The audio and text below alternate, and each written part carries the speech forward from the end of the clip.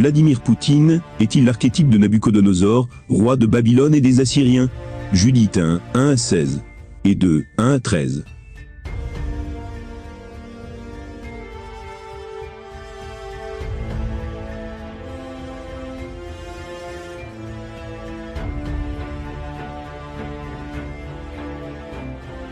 C'était en la 12e année de Nabuchodonosor, qui régna sur les Assyriens, à Ninive la grande ville.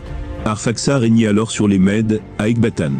Il entoura cette ville d'un mur d'enceinte, en pierre de taille, large de 3 coudées, et longue de 6, donnant au rempart une hauteur de 70 coudées, et une largeur de 50.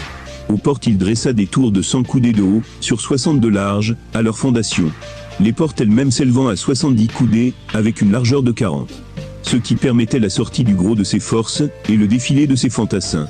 Or, vers cette époque, le roi Nabuchodonosor, image de Poutine, livra bataille au roi Arphaxad, image de Zelensky, dans la grande plaine, située sur le territoire de Rago.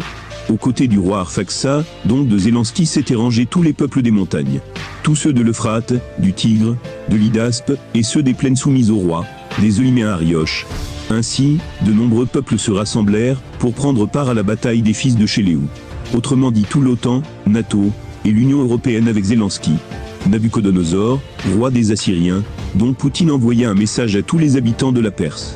À tous ceux de la région occidentale, autrement dit, donc lorsque Poutine disait à Zelensky de ne pas rejoindre l'OTAN et l'Union européenne, de la Cilicie, de Damas, du Liban, de l'Anti-Liban, à tous ceux de la côte, aux peuplades du Carmel, de Galaad, de la Haute-Galilée, de la grande plaine d'Esdraelon, aux gens de Samarie, et des villes de sa dépendance, à ceux d'au-delà du Jourdain, jusqu'à Jérusalem, Batané, Chélou, Cadet, le fleuve d'Égypte, Taphné, Rancé, tout le territoire de Goshen, au-delà de Tanis et de Memphis, et à tous les habitants de l'Égypte, jusqu'aux confins de l'Éthiopie. Mais les habitants de ces contrées ne firent pas cas de l'appel de Nabuchodonosor, roi des Assyriens, comme Zelensky qui s'entête, confiant à l'OTAN et l'Union européenne, et ne se joignirent pas à lui pour faire campagne. Ils ne le craignaient pas, car, à leurs yeux, il paraissait un isolé. Exactement comme Poutine, par rapport à l'OTAN et l'Union européenne. Ils renvoyèrent donc ces messagers les mains vides et déshonorés. Nabuchodonosor, dont Poutine, en éprouva une violente colère contre tous ces pays, dont de l'OTAN, NATO et de l'Union européenne. Il jura par son trône et son royaume de se venger et de dévaster par l'épée tous les territoires de Cilicie, de Damascène, de Syrie, ainsi que ceux de Moab, ceux des Ammonites, de Judée et d'Égypte, jusqu'aux frontières des deux mers. Avec ses propres forces, dont Poutine, son armée livra bataille au roi Arphaxad, donc à Zelensky, en la 17e année, et dans ce combat, le vainquit. Il culbuta toute son armée à Zelensky, sa cavalerie, ses chars, se soumit ses villes, et parvint jusqu'à Ecbatane, donc à Kiev. Là, il s'empara des tours, ravagea les places, faisant un objet de honte de tout ce qui constituait sa parure. Puis il prit Arphaxad, donc Zelensky dans les montagnes de Rago, le perça de ses javelots, et l'extermina définitivement. Il s'en retourna ensuite avec ses troupes, et l'immense foule, qui s'était jointe à eux. Donc les Ukrainiens non nazifiés, incommensurables cohue d'hommes armés.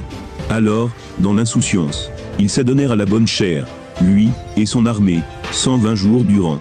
La 18e année, le 22e jour du premier mois, le bruit courut au palais, que Nabuchodonosor dont Poutine, roi des Assyriens, allait tirer vengeance de toute la terre, dont de l'OTAN et l'Union européenne, comme il l'avait dit.